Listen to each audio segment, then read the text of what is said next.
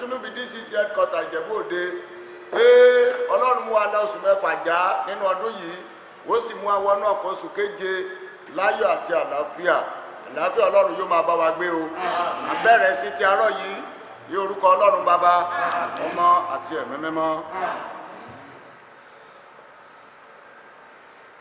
Praise the Lord. Hallelujah. Praise the living Jesus. Hallelujah.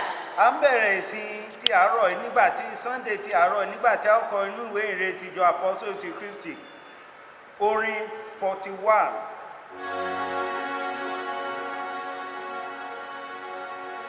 Ẹ máa bára yín sọ̀rọ̀ nínú psalm àti nínú orin yìí. Kò sú wa láti máa kọ orin ìgbàanì ògo fún Ọlọ́run lókè ọ̀run. A lè fi gbàgbọ́ kọrin náà sókè kíkan ògo fọ́lọ́run. Hallelujah. Hallelujah.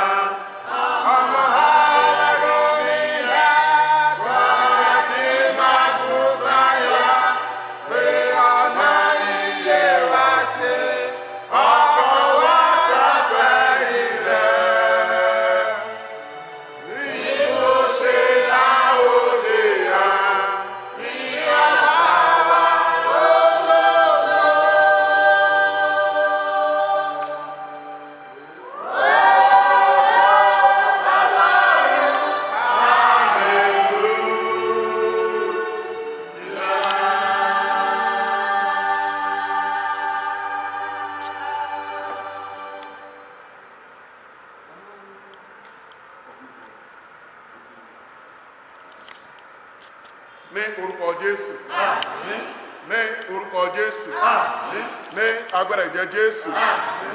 Ọlọ́run ìjìnlẹ̀ ìfẹ́ àdúpẹ́ agbẹ́yìnga ó mú wa bá oṣù mẹ́fà já ní ayọ̀ àti àlàáfíà, ó pa wá mọ́ nínú ewu gbogbo, ní orúkọ Jésù gba ọpẹ́ wa. Ó wù nínú àánú yín ẹ tún mú wa rí Sunday àkọ́kọ́ nínú oṣù keje ní ayọ̀ àti àlàáfíà, ẹ pa wá mọ́ tilétilé tayatọmọ, ẹ pa ìjọ rẹ mọ́ ní orúkọ Jésù gba ọpẹ́ wa. Ìṣẹ̀lẹ̀ ibi àjàkálẹ̀ àrùn tó ń jà káàkiri ní àgbáyé, Ọlọ́run tó jà lu ẹnikẹ́ni nínú wa ní orúkọ Jésù gba ìyìn wa. Ọpẹ́ àti ìyìn náà Olúwa jọ̀ọ́ ṣe ìtẹ́wọ́gbà. Gbogbo ẹ̀ṣẹ̀ èyí tí ẹnìkọ̀ọ̀kan wá lè dá ní orúkọ Jésù Olúwa dáríjì. Ẹ̀ṣẹ̀ èyí tí ò járí ojú rere àti àánú, ẹ̀ṣẹ̀ tó mú kí ìlérí àti májẹ̀mú ẹ̀yin Ọlọ́run kó di ìṣòro nínú ayé ẹnìkọ̀ọ̀kan wa ní orúkọ Jésù Olúwa dáríjì. À ń béèrè fún ẹ̀mí máa àti agbára èyí tí ó gbé wa ró nírú àkókò báyìí ní orúkọ Jésù yọ̀ǹda rẹ̀ fún wa, ní orúkọ Jésù yọ̀ǹda rẹ̀ fún wa, ẹ̀mí mọ́ yọ̀ǹda rẹ̀ fún wa. Ògo ni fún Kristi. Bàbá máa ti ẹ̀mí mọ́ bí a ṣe ń tẹ̀ ẹ́ síwájú nínú ìsìn ti àárọ̀ yìí, Olúwa dára rẹ̀ pọ̀ mọ́ wa. A fẹ́ rí ọ, a fẹ́ rí ìfarahàn rẹ ní orúkọ Jésù. Olúwa fi ara rẹ hàn ní orúkọ Jésù Kristi, fi ara rẹ hàn, ẹ̀mí mọ́ fi ara rẹ hàn. Ògo ni fún Kristi. Bàbá máa ti ẹ̀mí mọ́ nínú ọ̀rọ̀ rẹ, nínú orin, nínú ohun gbogbo tá ó ṣe ní orúkọ jẹ́rìí ara rẹ̀. Àwọn ikọ̀ àti ìríjú rẹ tẹ́yìn Ọlọ́run yóò lò ní orúkọ Jésù. Olúwa kúnnú wọn, kún wọn fún ẹ̀mí mọ́ rẹ, kún wọn fún agbára, kún wọn fún ẹ̀mí mọ́ rẹ, kún wọn fún agbára. A ó máa yìn lógo. Ògo ni fún Kristi. Níparí ohun gbogbo nínú ìsìn yìí, kí gbogbo ọkàn kó yin ẹ̀yin Ọlọ́run lógo ní orúkọ Jésù Kristi Olúwa wa. Àdúrà Olúwa.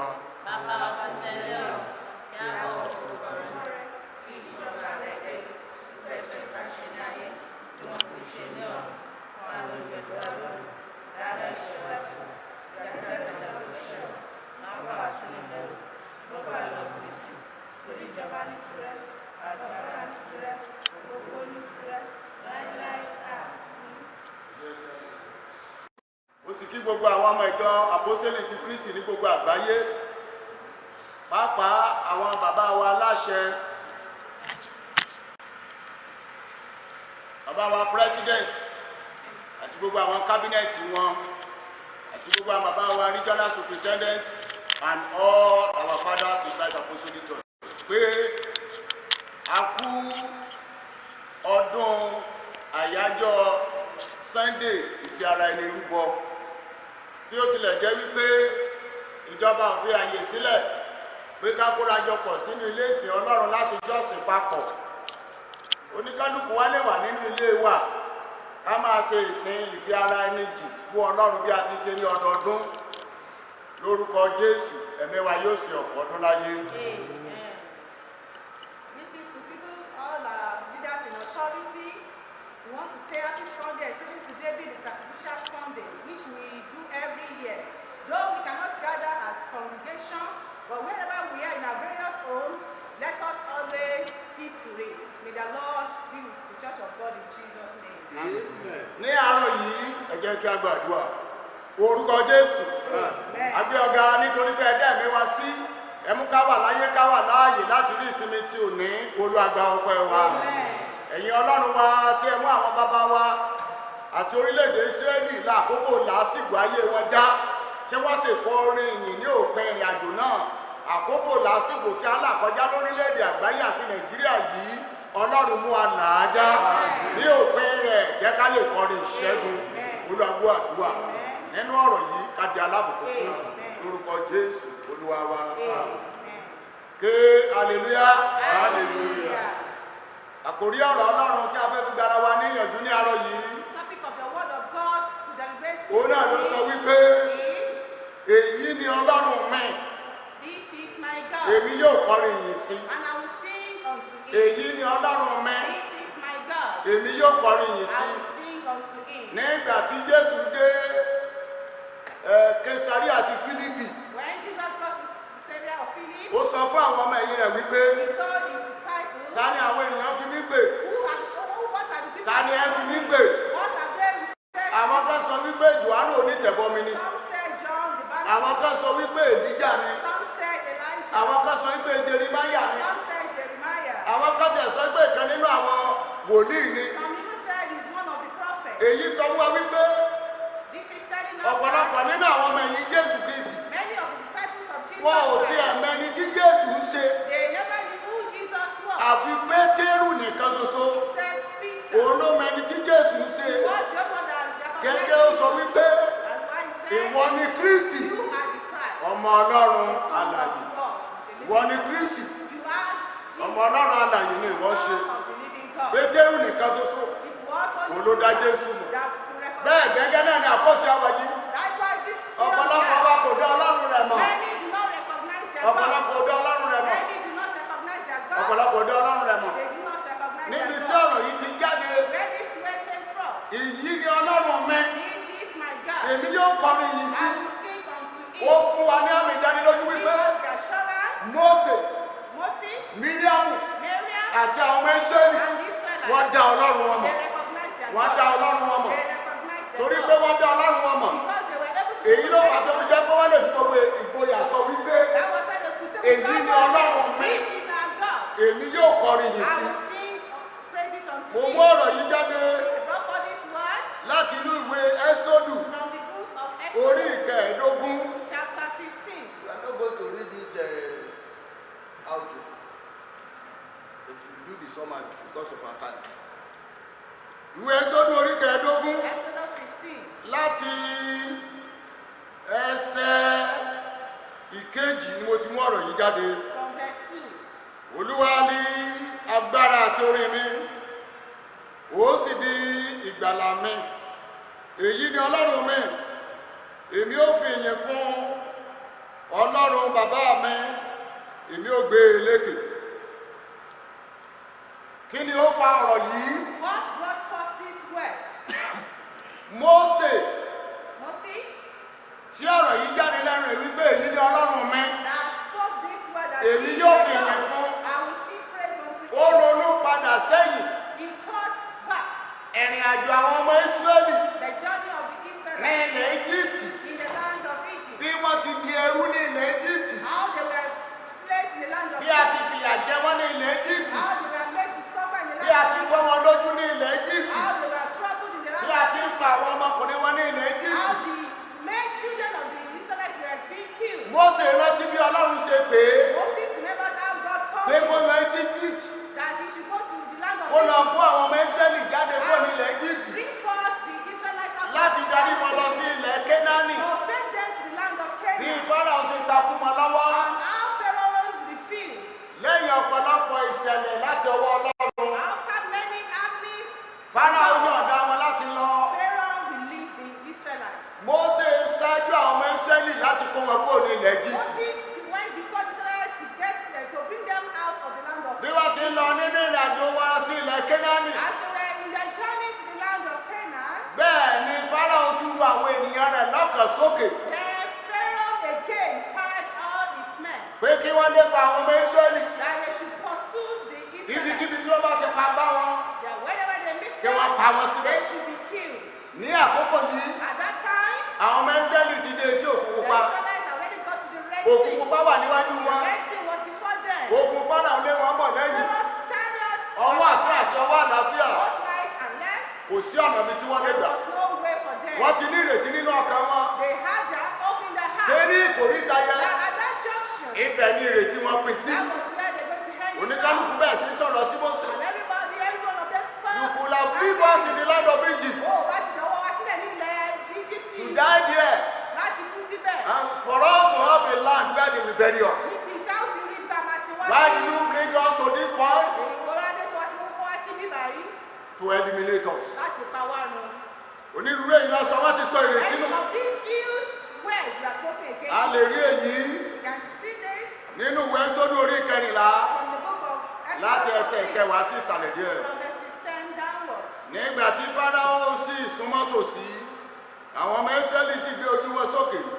Sì kíyèsí, àwọn ará Íjíbítì ń bọ̀ lẹ́yìn wọn. Ẹ̀rù sì bà wọ́n gidigidi. Àwọn ọmọ Ísírẹ́lì sì kígbe sí Olúwa. Wọ́n sì wí fún Mósè pé, nítorí tí isà kò sí ní Íjíbítì, kí ìwọ ṣe mú wa wá láti kú ní ijù. Èéṣe tí ìwọ fi ṣe wá bẹ́ẹ̀ láti mú wa jáde ní Íjíbítì wá. Ọ̀rọ̀ yìí kí àwa ti sọ fún ọ ní Egypt pé jọ̀wọ́ wa jẹ́ kí àwa kí ó máa sin àwọn ará Egypt ó sàsọ fún wa láti máa sin àwọn ará Egypt jù kí àwa kókú ní abidì yìí ó ṣe sì wí fún wa pé ó sì wí fún àwọn ènìyàn náà pé ẹ má bẹ̀rù ẹ dúró jẹ́ kí ẹ̀yin tó sì rí ìgbàlà Olúwa tí yóò fi fún yín lónìí nítorí àwọn ará Egypt tí ẹ̀yin rí ní òní yìí ẹ̀yin kì yóò tún rí wọn mọ́ láéláé nígbà tí Olúwa yóò sì jà fún yín kí ẹ̀yin kí ó sì pa ẹnu yín mọ́. Olúwa sì wí fún Mósè pé èsè tí ìwọ fi ń ké pè mí sọ fún àwọn ọmọ Ísírẹ́lì kí wọn kí ó tẹ̀síwájú ṣùgbọ́n nígbà tí ìwọ bá gbé ọ̀pá rẹ sókè kí ìwọ kí ó sì na ọwọ́ rẹ sí ojú òkun kí ó sì yà méjì àwọn ọmọ Ísírẹ́lì yóò sì la àárín òkun náà kọjá ní ìyàngbẹ ilẹ̀. English readers read on your own. Ìrètí ti pín fún àwọn ọmọ Ísírẹ́lì The Israelites had no more hope pé ní ìkórìtà yẹn ní òpin dé bá wọn. that the end had come at that very junction. Ṣùgbọ́n láìrò tẹ́lẹ̀ Suddenly, ìrànlọ́wọ́ àti ìrètí wá láti ọ̀dọ̀ Ọlọ́run wọn. help and hope came forth from God. Láti ọ̀dọ̀ Ọlọ́run wọn. It came from their God. Ọlọ́run pín òkun pupa ní ìyà. And the Lord Jesus made the sea. Ó sì mú kí àwọn Ísírẹ́lì kọjá ní ìyẹ̀gbẹ́ ilẹ̀ sí òdì kejì ní ilẹ̀ Kénáánì. From one end to the other. Àwọn ọ̀tá tó lé wọn bá wọn ní òkun pupa And pẹ̀lú the wọn. enemies pursued them, went after them into the sea. Pẹ̀lú ìrànlọ́wọ́ Ọlọ́run With the help of God. nípa bíbá Mósè sọ̀rọ̀ àti nípa lílo ọ̀pá tó wà ní ọwọ́ Mósè. To Moses by using the rod in his hand. Òkun pupa tó pín ìyà The rest that God divided ó tún padà wá. came back Ó dẹ̀ gbé gbogbo àwọn ogun Egypt lọ. and swallowed all the Egyptians. Ọ̀rọ̀ náà wá ṣe wípé And the word came to fulfillment. ogun tí àwọn ọmọ Ísírẹ́lì rí tó dẹ̀rù bà wọ́n. The battle which the Israelites saw that made them to be afraid. Ogun náà dọ́pẹ́ There was an end. torí pé Ọlọ́run ti ṣẹ́gun gbogbo àwọn ọ̀tá àwọn ará Egypt tó lé wọn bọ̀. Because God had defeated all the battles that were out pursuing the Wọn ò Israelites. sì rí àwọn ará Egypt mọ́. And they didn't see the Egyptians anymore. Èyí ni Mósè wá rò And this is what pẹ̀lú àwọn ọmọ Ísírẹ́lì wípé to the Israelites. Ọlọ́run tó ṣe èyí fún wa That God that did all things ó tọ́ ká fi ògo fún. is worthy of our Ó tọ́ praise. ká fi ìyìn fún. Is worthy to be praised. Ó tọ́ ká kọrin ìyìn ká yìn. Worthy to be sung Ó out. tọ́ ká dúpẹ́ ní ọwọ́ rẹ̀. Worthy to be exalted. Èyí ló wá bí ìwé Ẹ́sọ́dù orí kẹẹ̀ẹ́dógún. And this is what gave back to Exodus chapter 15. A pè ìwé Ẹ́sọ́dù orí kẹẹ̀ẹ́dógún yìí ní The Sons of Moses and Miriam. Orí kẹẹ̀dógún yìí la pè ní orin Mósè àti ti Máríámù. Ẹsẹ̀ ìkíní. Verse 1. I will sing to the Lord, for he has triumphed gloriously. And the horse and the rider he has thrown into the sea. The Lord is my strength and my song, and he has become my salvation. This is my God, and I will praise him, my father's God, and I will exalt him. The Lord is a man of war, and the Lord is his name.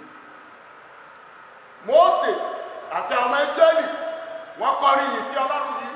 Moses and the Israelites sang this song unto God. Nínú orin yìí ni ọ̀rọ̀ ẹ ti jáde wípé And from this song, èyí ni Ọlọ́run mi, èmi yóò fi ìyìn fún. and from this song, this word came forth that this is my God, and I will sing unto him. Mósè dá Ọlọ́run bàbá rẹ̀ mọ̀ gẹ́gẹ́ bí olùgbàlà. Moses recognized his father as God. Mósè dá Ọlọ́run bàbá rẹ̀ mọ̀ gẹ́gẹ́ bí alágbára. He recognized the God of his father as a mighty man. Ó dá Ọlọ́run bàbá rẹ̀ mọ̀ He recognized the God of his fathers gẹ́gẹ́ bí ẹni tí agbára rẹ̀ ju ti ọ̀tá lọ. as a person who has power more than the enemy. Ó mọ Ọlọ́run rẹ̀ gẹ́gẹ́ bí Ọlọ́run tó máa fún àwọn ọmọ tirẹ̀ ní ìṣẹ́gun. He knew God to be the one that gives victory. Ó mọ Ọlọ́run rẹ̀ gẹ́gẹ́ bí ẹni tó máa fún àwọn ọmọ tirẹ̀ ní ìdáǹdè. He knew God to be the one that can deliver his children. Ó mọ Ọlọ́run rẹ̀ gẹ́gẹ́ bí Ọlọ́run tó ní ọwọ́ agbára. He knew God to be the one that has strong hands. èyí ló fi ní ìdánilójú wípé èyí ni ọlọ́run mi èmi ò kọrin yìí sí. That was why he had the assurance that Mósè àti àwọn Ísírẹ́lì wọ́n kọrin yìí sí ọlọ́run. Moses and the Israelites sang unto God. ẹ̀yin ènìyàn ọlọ́run tí ẹ ń gbọ́ mi lọ́wọ́lọ́wọ́, People of God hearing my voice right ǹjẹ́ now. o dá ọlọ́run rẹ mọ̀? Do you recognize your God? O máa wọ ọlọ́run rẹ gẹ́gẹ́ bí ọlọ́run pídánpídán Do you not see your God bíi Jésù òyìnbó. as a magician? Ǹjẹ́ o dá ọlọ́run rẹ mọ̀? Do you recognize your God? ọ̀pọ̀lọpọ̀ ló wà nínú ìgbàgbọ́ lónìí tí ò dá ọlọ́run wọn mọ̀. Many are in the faith today, but they do not recognize their God. ìdí ló fà á tó fi jẹ́ wípé olòmíràn kò nínú ilé ọlọ́run àtúntò àwọn babaláwo lọ torí pé kò dá ọlọ́run rẹ mọ̀. Many will leave the house of God and still go to the upper list because they do not recognize their God. ọ̀pọ̀lọpọ̀ ìránṣẹ́ ọlọ́run lónìí kò dá ọlọ́run wọn mọ̀. Many ministers of God today do not recognize their God. wọn ò dá ọlọ́run tó pè wọ́n mọ̀. They do not recognize He that has wọn ò dá ọlọ́run tí wọ́n sìn mọ̀. They do not recognize the God that they wọ́n á fi ọlọ́run yìí sílẹ̀. They leave this God wọ́n á tún wá agbára lọ sínú ayé. and go into the world to seek power. ó dàbí ènìyàn ọlọ́run. It's like a man of God. ọba ìlú tóníkànnà bá ń béèrè wá ní ọ̀dọ̀ òrìṣà ekironi bóyá òun máa yè nínú àìsàn bóyá òun The níyè. king of that country who sent for people to go and ask from the power of the world whether it's going to. wọ́n ní ká lọ sọ fún wípé And he was ṣé kò told, sí ọlọ́run ní Ísírẹ́lì mọ́ ni. is there no other God in the land of Israel? ní àkókò tí a wà yìí This period that we are, àwa náà láti dúpẹ́ ní ọwọ́ ọlọ́run we ought to give thanks to God. láti January From the month of January, Olúwa dáàbò rẹ̀ bò wá. God has preserved a láti us. dúpẹ́ lọ́wọ́ ọlọ́run We ought to give thanks láti inú oṣù kẹta from the third month. corona COVID-19 pandemic kò pa ọmọ rẹ kò pa aya rẹ kò pa ọ́. He has not killed any. a ní láti dúpẹ́ lọ́wọ́ ọlọ́run We want to appreciate Him. láti ìgbà tí a ti bẹ̀rẹ̀ lockdown. From the day we started this o ò ráyè lọ síbi iṣẹ́, you have not been allowed to ìjọba go ò to fún ọ school. lówó kò fún ọ lóúnjẹ, We are not giving money on food. àwọn aláàánú ò fún ọ lówó wọn ò fún ọ lóúnjẹ, Nobody was there. ìjọba state ò fún ọ lówó wọn ò fún ọ lóúnjẹ, The government was. aya rẹ ń jẹun, ọmọ rẹ ń jẹun, ìdílé rẹ ń jẹun, ìwọ gan ń jẹun. ó yẹ kó dúpẹ́ lọ́wọ́ ọlọ́run, ó yẹ kémi náà dúpẹ́ lọ́wọ́ ọlọ́run. àìsàn tí ó lè gbé wa lọ sọ́sítù tó fi lè máa parọ́ mọ́ wa gbá ní coronavirus, ọlọ́run ò jẹ́ ó gbé wá wa, ọlọ́run wò wá sàn, ó sì mú ọlọ́run dá. ó yẹ ká dúpẹ́ lọ́wọ́ ọlọ́run. nítorí náà ó ní a ní láti dúpẹ́ lọ́wọ́ ọlọ́run, kárú ẹbọ ọpẹ́ sí ọlọ́run gẹ́gẹ́ bí Mósè àtàwọn Ísírẹ́lì ti ṣe, nítorí wípé àwa tá a rí ìbẹ̀rẹ̀ problem yìí o a ó rí òpin rẹ̀. gbogbo wa láti yá yẹ ṣẹ́gun. ẹ jẹ́ kí a kọ́ ẹni tó bá ń dúpẹ́ lọ́wọ́ ọlọ́run a máa rí ojú rere ọlọ́run, a máa rí ayọ̀ ọlọ́run, a máa rí ìbùkún ọlọ́run, ayé rẹ̀ a máa tẹ̀síwájú, ogun ayé rẹ̀ a máa ṣẹ́, ìbùkún a máa jẹ́ tirẹ̀. ó rere ní láti dúpẹ́ lọ́wọ́ ọlọ́run, láti máa yan ọlọ́run. Jésù dúpẹ́ lọ́wọ́ ọlọ́run pé mo dúpẹ́ kó a máa gbàdúrà mi, àtúbọ̀ tèmi lónìí ìyanu ọlọ́run sì ṣẹlẹ̀. Inculcate the habit of thanking God. máa ní ìwà láti máa dúpẹ́ lọ́wọ́ Ọlọ́run.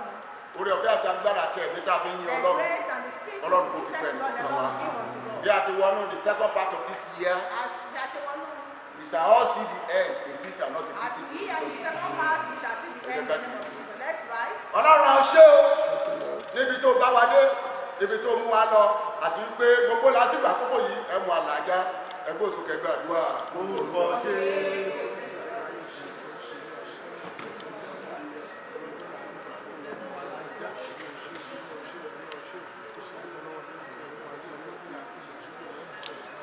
Jésù dàgbà àdúrà. Amen. ní orúkọ Jésù. ní orúkọ Jésù. Ọlọ́run agbẹ́yìnga lọ́pọ̀lọpọ̀ àyìn lógo fún orí ọ̀fẹ́ tí ẹ fún wa láti gbọ́ ọ̀rọ̀ ìyè yìí ní àyájọ́ sacrificial Sunday tìjọ àpòsóòlù ti Kristi ti ọdún yìí. Olúwa ṣe gba ọpẹ́ wa. ọ̀rọ̀ náà ti pè wá níjà wípé a ní láti mọ Ọlọ́run wa bí Mósè àti Míríàmù ṣe dá Ọlọ́run wọn mọ̀, tí Pétérù dá ẹni tí Jésù Kristi ṣe mọ̀, tí wọ́n dẹ̀ ń fi ògo fún, tí wọ́n dẹ̀ ń fi ọlá fún, tí wọ́n fi òní wọn, tí wọ́n fi ń bọ ọlá fún, tí wọ́n fi ń dúpẹ́ lọ́wọ́ rẹ̀. A béèrè fún orí ọ̀fẹ́ láti dá ìwọ Ọlọ́run mọ̀. Lórúkọ Jésù Olúwa yọ̀ǹda fún wa. Lórúkọ Jésù Olúwa yọ̀ǹda fún wa. Gbogbo àwọn tí ò tí ì mọ̀ ìwọ Ọlọ́run lórúkọ Jésù Kristi nípasẹ̀ ọ̀rọ̀ yìí, nípasẹ̀ gbígbọ́ ọ̀rọ̀ yìí, afẹ́kẹ́ ṣí wọn níyè bí wọ́n lè mọ ẹni tí ìwọ Ọlọ́run ń ṣe, pé o ní agbára ju COVID-19 lọ, pé o ní agbára ju ìlàkọjá àkókò yìí lọ. Lórúkọ Jésù orí ọ̀fẹ́ rẹ̀ Olúwa yọ̀ǹda fún wa. Wọ́n fi hàn wá pé Ọlọ́run wa ni Ọlọ́run àwọn bàbá wa tó jẹ́ olùgbèjà, tó jẹ́ olùgbàlà ní gbogbo ibi tí a ti nílò nílò ìgbèjà rẹ Ọlọ́run, gbogbo ibi tí a ti nílò ìgbàlà rẹ Ọlọ́run àti ìgbèjà rẹ lórúkọ Jésù. Olúwa dìde fún wa fún ìrànlọ́wọ́ wa, torí pé ìwọ ni Olúwa wa Ọlọ́run wa. Wọ́n ti fi ọmọ wa lọ́tún lówùúrọ̀ lórúkọ Jésù. Olúwa dìde fún ìgbàlà wa. Ògo ni fún orúkọ náà. Àwọn bàbá wa tí ẹ lò fún wa, a béèrè orí ọ̀fẹ́ ọ̀tún, agbára ọ̀tún, ìfàmìíràn ọ̀tún, iná ẹ̀mí mímọ́, iná ọ̀rọ̀ ọ̀tún lórúkọ Jésù. Olúwa dádúró lórúkọ Jésù nínú wọn, iná ọ̀rọ̀ rẹ lọ́tún lórúkọ Jésù. Olúwa dá síbẹ̀. Ògo ni fún orúkọ náà. Nígbà tí àwọn bàbá wa bá ń jèrè ọ̀rọ̀ yìí, ọ̀rọ̀ tí a gbọ́ mọ́jọ́ dá wa lẹ́bi. Nígbà tí àwa náà bá ń jèrè ọ̀rọ̀ yìí tó ń ṣiṣẹ́ ìgbàlá fún wa, tó mú wa délé ológo, ọ̀rọ̀ yìí mọ́jọ́ dá wọn náà lẹ́bi. Ògo ni fún orúkọ náà. Orí ọ̀fẹ́ láti fi ohun dáa ní fún ìwọ Ọlọ́run wa lórúkọ Jésù. Olúwa yọ̀ǹda fún wa. Ògo ni fún orúkọ náà. Ògo ni fún orúkọ náà. Agbẹ́gbẹ́ ti gbọ́ àdúrà wa ní orúkọ Jésù Kristi Olúwa wa. Hallelujah. Bó ti ẹ̀ jẹ́ pé ìjọba ò tí ì fi àyè sílẹ̀ fún wa nípínlẹ̀ Ògùn láti máa ṣìsìn nínú ilé ìsìn Ọlọ́run. Gẹ́gẹ́ bí a ti mọ̀ pé àyájọ́ ọjọ́ òní ṣe pàtàkì. Whatever you have, you can forward to the church, and the church will reckon it as a sacrificial offering. And later, we send it to the account of the church. As we comply, the Lord will bless you in Jesus' name. Amen. Bí ẹ ti jẹ́ olóòótọ́ sí Ọlọ́run, Ọlọ́run ò ní fi yín sílẹ̀. Ọwọ́ yóò ní ṣòfò, àpò yóò ní ṣòfò, báńkì àkáǹtì kò ní ṣòfò. Ìbùkún Ọlọ́run yóò tó fún yín. Ẹ ò ní ànító, ẹ ò ní àníṣẹ́kù lórúkọ Jésù Olúwa wa. Praise the Lord. Hallelujah. We are bringing this year 2020 Sacrificial Sunday service to close as we sing from CAC Gospel in Book. Furious in number 14. Furious in number 14. In number 14. And they shall see his face, and his name shall be on their foreheads. As I journey through the land, singing as I go, pointing souls to Calvary, to the prison flow. As I journey through the land, singing as I go, pointing souls to Calvary, to the crimson flow. Many arrows pierce my soul from without within, but my Lord leads me up through Him I must win. Oh, I want to see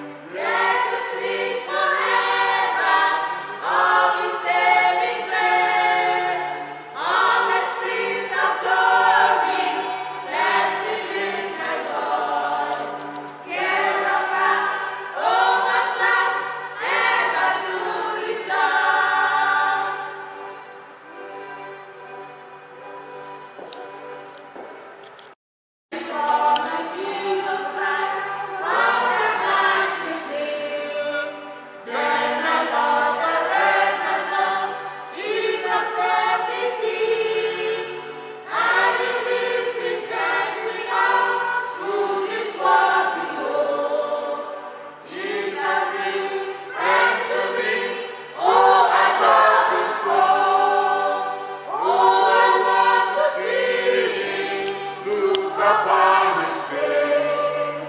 Yes, to sing forever of his saving grace. On the streets of glory, let me lift my voice. Years have passed, all my past, ever to rejoice.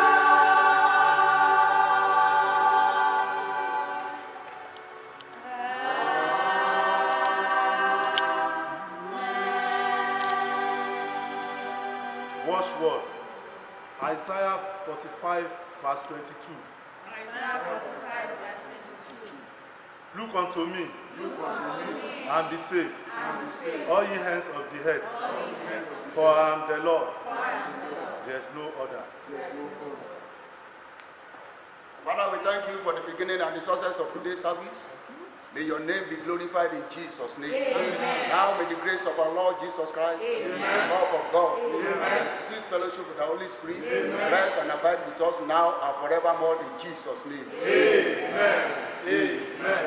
Amen. Jesus' name. Seven powerful hallelujah. Hallelujah. Hallelujah. Hallelujah. Hallelujah. Hallelujah. Hallelujah. Hallelujah.